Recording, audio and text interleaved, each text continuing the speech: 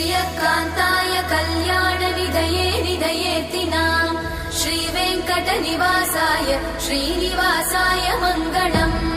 लक्ष्मी सविभ्रमालोकसुभ्रूविभ्रमचक्षुषे चक्षुषे सर्वलोकानां वेङ्कटेशाय मङ्गलम् श्रीवेङ्कटाद्रिशृङ्गाग्रमङ्गलाभरणाङ्गये मङ्गलानां निवासाय श्रीनिवासाय मङ्गलम् सर्वावयव सौन्दर्य सम्पदा सर्वचेतसां सदा सम्मोहनायास्तु वेङ्कटेशाय मङ्गलम् नित्याय निरवध्याय सत्यानन्दचिदात्मने सर्वान्तरात्मने श्रीमद् वेङ्कटेशाय मङ्गलम् स्वतः सर्वविदे सर्वशक्तये सर्वशेषिने सुलभाय सुशीलाय वेङ्कटेशाय मङ्गलम्।